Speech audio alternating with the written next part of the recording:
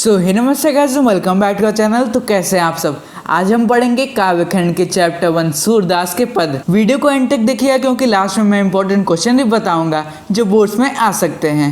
उधो तुम हो अति बड़भागी, अपरस रहत स्नेह तगाते, नाहिन मन अनुरागी, पुरैनी पात्र रहत जल भीतर, तारस देह न दागी, ज्यो जल माह तेल की गागरी, बूंद न ताको लागी, प्रीति नदी में पाऊ न बोर्यो, दृष्टि न रूप परागी, सूरदास अबला हम भोरे, गुर चाटी जो पागी। सूरदास जी कहते हैं कि गोपियां उद्धव की प्रेमहीनता पर व्यंग करते हुए कहती हैं कि हे उद्धव, तुम सचमुच बड़े भाग्यशाली हो क्योंकि तुम प्रेम के बंधन से मुक्त हो, अनासक्त हो और तुम्हारा मन किसी के प्रेम में डूबता नहीं।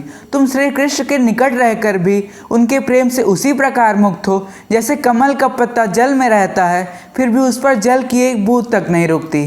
तुमने प्रेम सरिता में पाँव नहीं डुबोया और तुम्हारी दृष्टि कृष्ण सौंदर्य में डूबी है, अर्थात ना तो तुमने किसी को आकर्षित किया और ना ही किसी की तरफ आकर्षित हुए। किंतु हम इसके बिल्कुल विपरीत हैं। हम तो भोली भाली दुर्बल नारी हैं जो कृष्ण प्रेम की मिठास में डूबकर उनमें उसी भांति लिप्त हो गई हैं जैसे चींटी गुड़ से लिपट जाती है और वहीं प्राण भी दे देती है। आप लोग देखे होंगे कि चींटी अगर गुड़ खाने जाती है तो वो गुड़ खाती रहती है और गुड़ में चिपक जाती है और फिर कभी निकल नहीं पाती है और वहीं मर जाती है। भाव यह है कि हम तो कृष्ण से अनन्य और अटूट प्रेम करते हैं, चाहे इसके लिए हमें अपने प्राण ही क्यों न त्यागने पड़े। ये सब बातें गोपियाँ उद्धव जी से कह रही हैं। मन की मन ही मांझ रही, कहिए जाई कौन पे उधो, ना ही परत कहीं, अवधि आधार आसावन की, तन मन बिथा सही, अब इन जोग सदे सनी, सुनी सुनी बिरहिनी बिरह दही, चाहती हुती गुहार जीत हित, उतते धार बही, सूरदास अवधीर धरई क्यों, मर ज्यादा न लही। श्री कृष्ण के वियोग की व्यथा को गोपियाँ किसी के सामने व्यक्त नहीं कर सकी। वे उद्धव को अपनी दशा का वर्णन करते हुए कहती हैं कि हे उद्धव, हमारे मन की मन में ही रह गई। हम विरह से इतनी दुखी हैं कि हमसे व्यथा भी नहीं सही जाती, पर हम अपनी व्यथा को किससे जाकर कहें। हमने अपने शरीर से और मन से समस्त व्यथाओं को सहन किया क्योंकि हमें कृष्ण की आगमन अवधि का सहारा था, अर्थात हम यही सोचकर सब सहन करते रहे कि श्री कृष्ण अब बस आने वाले हैं। परंतु अब हमें और अधिक दुख हो रहा है क्योंकि जहाँ से हम अपनी रक्षा की कामना कर रहे थे वहीं से अब योग भक्ति की धारा अर्थात दुख की धारा बहने लगी। सूरदास जी कहते हैं कि गोपियाँ कहती हैं कि अब धीरज रखकर क्या करेंगे जब किसी प्रकार की मर्यादा अर्थात समय की सीमा ही नहीं रही है। भाव यह है कि हमें यह विश्वास था कि हमारे दुखों को दूर कर देंगे, पर अब तो श्री कृष्ण ने ही उल्टा हमें योग का उपदेश भिजवाया है। अब हमारी रक्षा का सहारा कौन है। हे उद्धव, अब तो आप भी स्वयं अपनी आंखों से हमारी दशा को देख सकते हो। इस दुख के समय में हमारे साहस की समस्त मर्यादा नष्ट हो गई है, अर्थात अब दुख सहन करने का साहस हमें नहीं रहा। हमारे हरिहारिल की लकड़ी, मन क्रम वचन नंद नंदन उर, यह दृढ़ करी पकड़ी, जागत सोवत स्वप्न दिवस नीसी, काना काना जकरी, सुनत जोग लागत है ऐसो, जो करुई ककरी, सू तो व्याधि हमको ले आए, देखी सुनी ना करी, यह तो सुर तिनहि ले सौंपो, जिनके मन चकरी। गोपियाँ कहती हैं कि हे उद्धव, श्री कृष्ण हमारे लिए हारिल पक्षी की लकड़ी के समान है।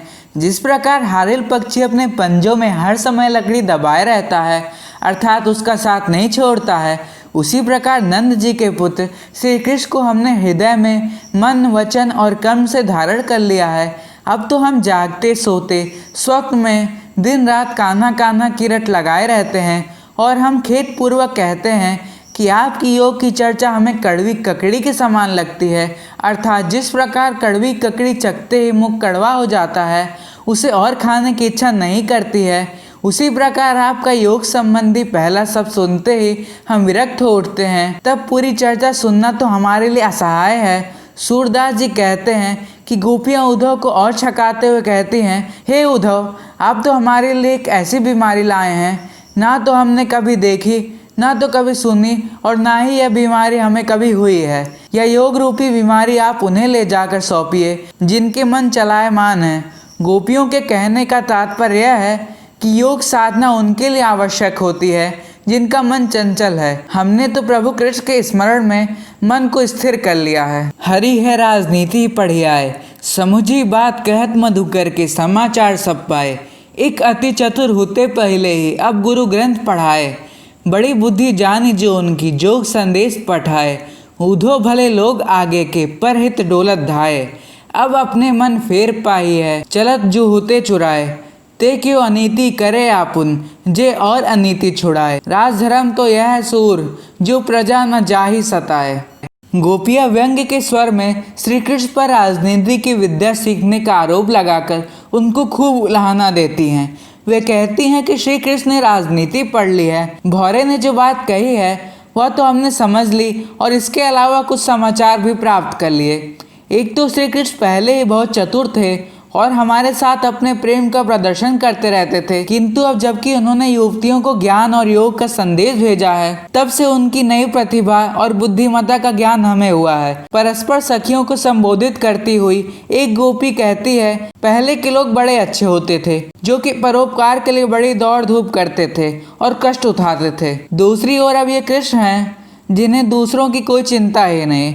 गोपियाँ कृष्ण से अब और कुछ नहीं चाहती, केवल अपने मन को वापस पाना चाहती हैं, जिसे श्री कृष्ण मथुरा के लिए प्रस्थान करते समय चुरा कर अपने साथ ले गए थे। गोपियाँ कहती हैं कि जब कृष्ण ने अपने प्रेम परंपरा की नीति को ही छोड़ दिया तो अपनी राजनीति मनवाने का उन्हें क्या अधिकार रह गया। जो स्वयं अपनी परंपराओं नीतियों पर न चल सकता उसे दूसरों से कुछ कहने का क्या अधिकार रह जाता है। इस नियम से श्री कृष्ण को ज्ञान योग का उपदेश देने का कोई अधिकार नहीं रह गया है। अंत में सूरदास जी कहते हैं कि राजधर्म की श्रेष्ठता एवं सफलता तभी मानी जाती है जब प्रजा को किसी प्रकार का कष्ट ना हो, उस पर अत्याचार ना हो। इस नियम का उल्लेख करने से कवि की अभिष्ट व्यंजना यह है कि मथुरा में प्रवास करते हुए श्री कृष्ण का सम्राटत्व तभी सार्थक और सफल कहा जाएगा जब उनकी प्रजा का हृदय न दुखाया जाए। सो गाइस, मैंने आपको सभी पद के अर्थ बता दिए हैं। उम्मीद है आपको ये सब कुछ समझ आ गया होगा। अब हम लोग कुछ इंपॉर्टेंट क्वेश्चन देख लेते हैं जो बोर्ड्स में आ सकते हैं। प्रश्न नंबर 1 है, गोपियों द्वारा उद्धव को भाग्यवान कहने में क्या व्यंग्य निहित है।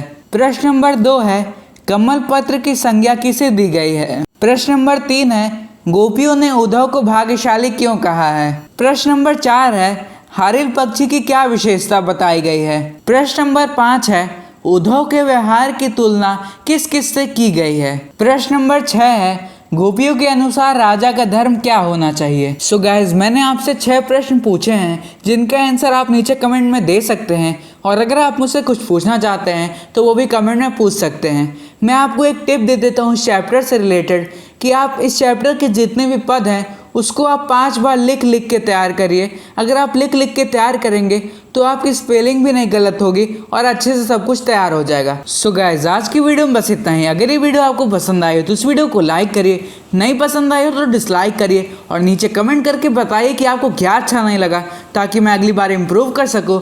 और नीचे डिस्क्रिप्शन बॉक्स में क्लास 10 हिंदी और इंग्लिश की प्लेलिस्ट अवेलेबल है, उसे भी आप एक्सेस कर सकते हैं। और चैनल को सब्सक्राइब करके बेल आइकन जरूर दबा दीजिए ताकि ऐसी यूजफुल वीडियो आपको मिलती रहे।